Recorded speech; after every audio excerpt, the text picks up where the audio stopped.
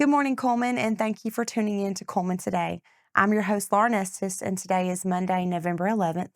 Coming up on Cullman Today, West Elementary students honor veterans with the Heartfelt program, local teams advance in the football playoffs, and we'll share details about the upcoming Share Club Christmas Tour of Homes. All this plus sports, weather, and more. But for now, let's dive into the top stories happening in Cullman today. Today is Veterans Day, a day dedicated to honoring the brave men and women who have served in our nation's armed forces. We owe a deep debt of gratitude to these heroes for their sacrifice and service. And as we reflect on their contributions, let's take a moment to pay tribute through this special video. In every corner of our nation, heroes walk among us, our veterans. It's not just about the battles fought, but the lives forever changed. Today, we pause to honor the courage, the dedication, and the unwavering resolve of our veterans. From all of us at the Cullman Tribune and Cullman Today, we extend our deepest gratitude. Your service, your sacrifices, and your strength have protected our freedoms and shaped our nation's history. Whether you served on distant shores or defended from home, your contributions are immeasurable. You've missed holidays, faced unimaginable challenges, and stood as pillars of resilience. On this Veterans Day, we salute you, we honor you, and we thank you. Your bravery inspires us all, and your legacy will never be forgotten. From the bottom of our hearts, thank you for your service. God bless you, and God bless America. West Elementary hosted its annual Veterans Day program on Thursday, November 7th, featuring two performances by its fifth graders. Military veteran and fifth grade teacher Sergeant Ken Hollingsworth said the event aimed to instill patriotism and honor to sacrifices of our veterans. The school also hosted a reception for local veterans, and she shared that I truly believe our program reflects a strong sense of national pride and unity. The children took to heart the values of courage, dedication, and service, expressing them in a way that left a profound impact on those in attendance.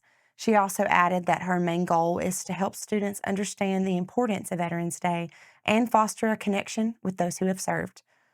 Many attendees expressed feeling deeply appreciated and honored by the students' tribute, highlighting the bond between generations. Sergeant Hollingsworth serves in the 117th Field Artillery Regiment of the Alabama Army National Guard. She emphasized the importance of teaching patriotism and respect for veterans to future generations. The Cullman County Farm-City Committee is hosting its annual Farm-City Banquet on November 21st at Loft 212 in Cullman. The evening kicks off at 5 p.m. with the silent auction and entertainment, followed by the banquet at 6 p.m. Tickets are $30 and can be purchased online at givebutter.com/farmcity24 or at Citizens Bank and Trust branches in downtown Cullman and on Highway 157. For more information, email cullmanfarmcity25@gmail.com. And that's it for today's top stories. Stay with us after the break, and we'll recap the exciting first round of playoff victories for our local football teams in sports.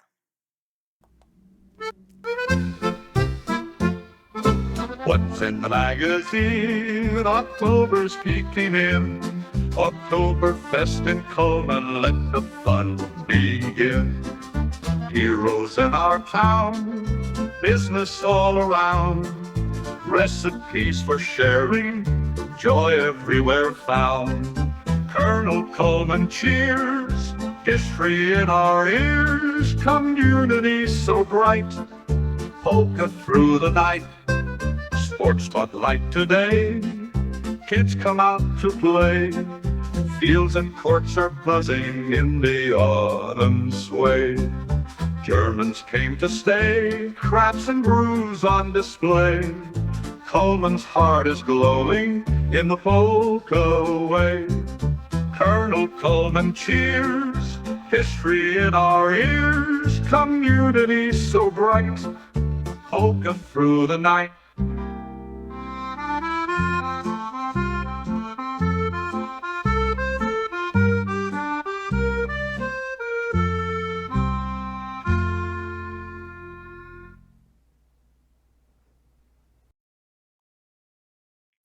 Hello and welcome back. Now it's time to find out what's going on in the world of sports. In today's sports segment, let's take a look at a couple of local winners from Friday night's slate of first-round playoff matchups. After capping the regular season undefeated a week ago, the Fairview Aggies were back home at Dafford Smith Stadium on Friday night to kick off the 5A playoffs against Carver Birmingham. Fairview went into the locker room leading 9-6 at halftime and fended off the Rams in the second half to advance to round 2 with a 15-12 win. A touchdown run put the Rams in front 6-0 midway through the first quarter, but on the ensuing possession, a 3-yard touchdown run by Colt Redding tied the game at 6 just before the start of the second. The Aggies drove the ball deep into Rams territory just before halftime, and Redding knocked a field goal through the uprights in the final seconds of the quarter to give Fairview a 9-6 lead at the break. Later in the third quarter, a 10-yard touchdown run by Jake Harper extended the Aggie lead to a 15-6 midway through the period. However, a Carver touchdown pass on the following possession trimmed the lead to 15-12 with 3:29 to play in the third quarter. The Rams did put together another good drive later in the quarter, but an interception by Redding cut the scoring opportunity short and gave the ball back to the Aggies. Leading 15-12 with 3 minutes remaining in the game, Fairview's defense stopped the Rams on a fourth down to preserve the lead and made one more stop in the final minute to secure a 15-12 win and a spot in round 2. The Aggies will be back home next week to host Leeds. Meanwhile, in Good Hope, the Raiders were back home taking on the Hatton Hornets in the first round of the 4A state playoffs Friday night, and after a tight first half, Good Hope broke things up in the second half, scoring 4 times to pull away with the 42-12 win and to move on to the second round. Raiders quarterback Tyler Cohn finished with 164 yards and 4 touchdowns on 16 carries and in the win. Cohn was also 5 of 8 through the air with 93 yards and 2 more touchdowns. Tucker Malin caught a pair of passes for 65 yards and 2 touchdowns on defense. Mason Drake picked off a pair of Hatton passes, and Good Hope will travel to Anniston for round 2 on Friday night. And that covers sports for today, but make sure to check back in with the Cullman Tribune each day for the latest in sports coverage from across the area. We'll be back after this message.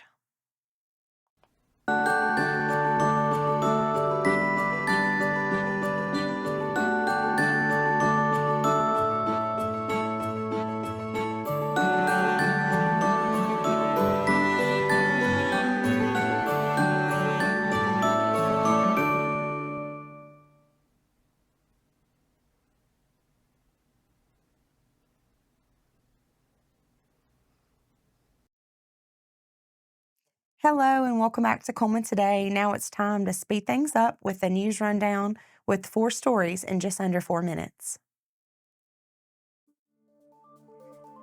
Dr. Arthur Appel will serve as Interim Dean of Auburn University's College of Agriculture and Interim Director of the Alabama Agricultural Experiment Station starting January 1st. He has been the Associate Dean for Research and Assistant Director of the Experiment Station since 2021.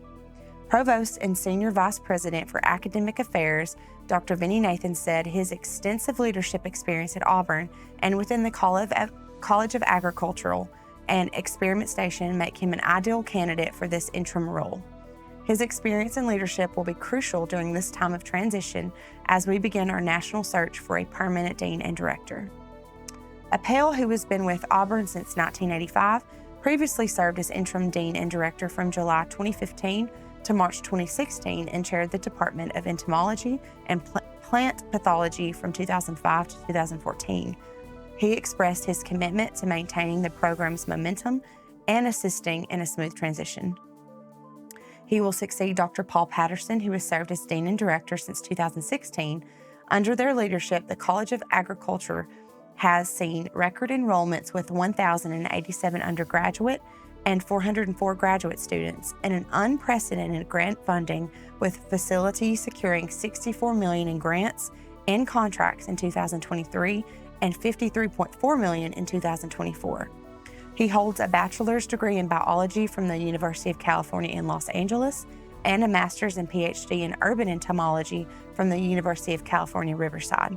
His research and teaching have earned him numerous honors, including induction as a fellow of the American Association for Advancement of Science. Mark your calendars for the Share Club Christmas Tour of Homes on Sunday, December 8th from 1 p.m. to 5 p.m. Stroll through stunning holiday decorated homes and gather inspiration for the season. Tickets are available from Share Club members or can be picked up at Cullman Cabinet, The Added Touch, J. Drake Salon and Spa, Monograms Plus, and 3 Pairs. You can also purchase tickets online at eventbrite.com by searching Cullman Christmas Tour of Homes 2024. Your proceeds will go to support the Alabama Alternative Communication Services, Bosom Buddies, First Source for Women, and Hospice of Cullman. This Veterans Day, students from Wallace State's Machine Tool Technology and CNC program are machining a handcrafted American flag. Want a chance to win it? Post a picture of your favorite veteran and share why they inspire you. The photo with the most likes on the Wallace State Machine Tool Technology CNC Facebook page by the end of today will win this special flag. Let's celebrate our heroes together. For more information or to schedule a visit, email machinetool@wallacestate.edu, call 256-352-8235, or visit wallacestate.edu/MTT. On Thursday, the Cullman County Courthouse experienced a systems outage, leaving phones and technical operations down. This is the second time the courthouse has faced such an issue, with previous shutdowns taking multiple days to resolve. Late in the day, the Cullman County Commission released a statement saying, "The Cullman County Commission appreciates your patience with the recent system outage. As of this afternoon, the system has been restored and services including tag renewal and property tax payments are available." As a reminder, Monday, November 11th, the courthouse will be closed for Veterans Day. The cause of the outage has not been confirmed, and it's unclear if this was due to malware or ransomware. In recent years, government buildings have become targets for cyber attacks, often originating from malicious emails or social media requests. Residents are reminded to exercise caution online by avoiding unfamiliar websites and not opening emails from unknown senders. We will continue to seek answers and provide updates as more information becomes available. And that is your 4 stories in under 4 minutes. So now we'll take a quick break before we look at the weather ahead and pay our respects with obituaries. I'll be right back after this quick message.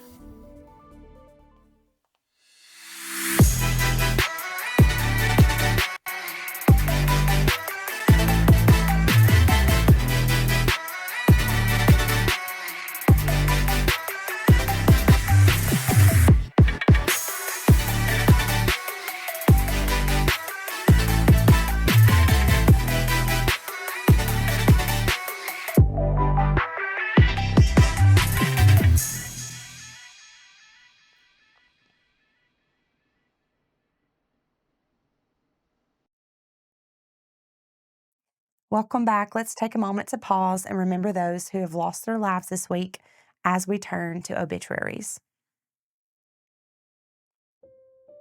Jeffrey Horton of Huntsville passed away on Saturday, November 9th. The funeral service for Mr. Horton will be at 1 p.m. on Thursday, November 14th at Huntsville Funeral Home Chapel. The burial will follow service at Greens Chapel Cemetery in Blount County. The family will welcome friends for visitation from 5 to 8 p.m. on Wednesday, November 13th, and from 9 a.m. to 1 p.m. on Thursday, November 14th at Huntsville Funeral Home. And that finishes up obituaries for today. Our thoughts and prayers go out to their friends and their families. Now let's take a look at today's weather forecast. Today, there's a slight 20% chance of showers and thunderstorms before 11 a.m. We'll start the day mostly cloudy, but it will gradually become sunny with a high near 73. Tonight, expect mostly clear skies with a low around 46. And tomorrow, enjoy sunny skies with a high near 72. Tomorrow night, it'll be mostly clear with temperatures dropping around 47. That concludes another edition of Cullman Today. As we wrap up on this Veterans Day, let's take a moment to honor and thank all the veterans in our community and across the nation for their service and sacrifice. We will be back bright and early tomorrow morning at 6:30 a.m. But for now, I'm Lauren Estes with Cullman Today, wishing you a great Monday, Cullman.